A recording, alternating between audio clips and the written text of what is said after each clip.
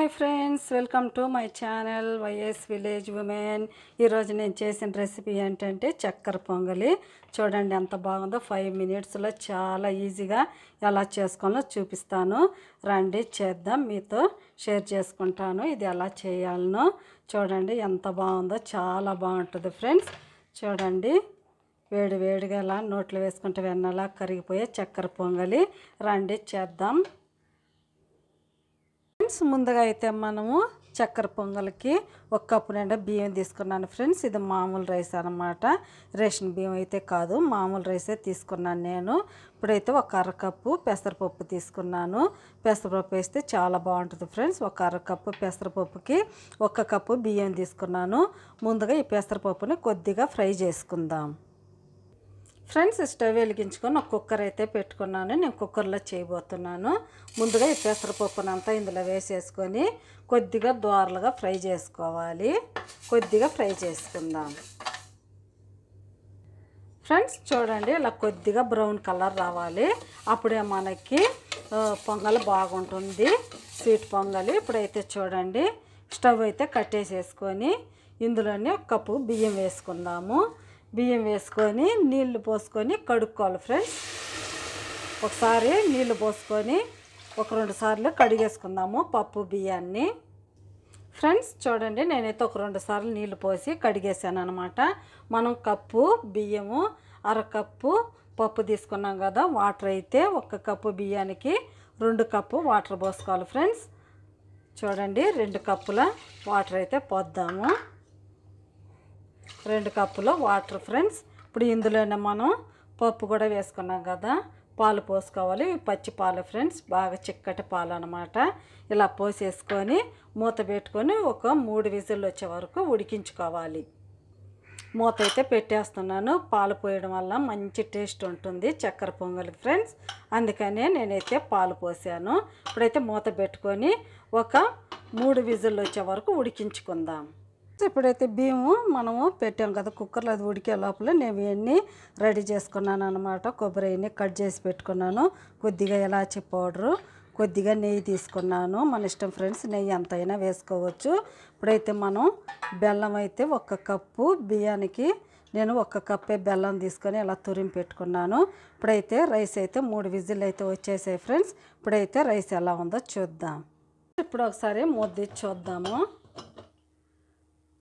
Rice కూడా బాగా ఉడికిపోయింది ఫ్రెండ్స్. ఇప్పుడు ఒకసారి కలిపెట్టి చూద్దాము. చూడండి ఎంత బాగా ఉడికిపోయిందో. ఇలా ఉండాలన్నమాట. ఇప్పుడు మనం తురిమి పెట్టుకున్న బెల్లం అంతా ఇందులో వేసేసుకోవాలి. పప్పు బియ్యం బాగా ఇలా ఉడికిపోవాలి ఫ్రెండ్స్. ఇప్పుడైతే బెల్లం ఇందులో వేసేసుకుందాము. బెల్లం అంతా వేసేసి, వేడిగా ఉంది కదా, ఇది మంచి బెల్లమే ఫ్రెండ్స్, క్వాలిటీ బెల్లం తీసుకున్నాను నేను. ఒకసారి స్టవ్ వెలిగించుకొని బెల్లం కరిగే వరకు ఇలా ఉడికించుకోవాలి. ఈ బెల్లం అంతా రైస్కి పట్టే వరకు ఇలా కలిపెట్టుకుంటూ ఉడికించుకోవాలి ఫ్రెండ్స్. ఒక 2-3 నిమిషాలకే ఉడికిపోతుంది. ఇంకొద్దిగా ఉడకనిద్దాం ఈ బెల్లం అంతా రైస్కి పట్టే వరకు ఫ్రెండ్స్. చూడండి విధంగా మనకి రైస్ అంతా బాగా కలిసే వరకు, ఇక్కడెక్కడన్నా ఉండలాగా ఉంటుంది కదా రైసు, అదంతా ఇలా బాగా కలిసే వరకు, మెదిగే వరకు ఇలా కలుపుకోవాలి. ఇప్పుడు ఇందులో మనం ఇలాచీ పౌడర్ కొద్దిగా వేసేసుకుందాము. వేసుకొని బాగా ఒకసారి అంతా కలిపెట్టుకోవాలి ఫ్రెండ్స్.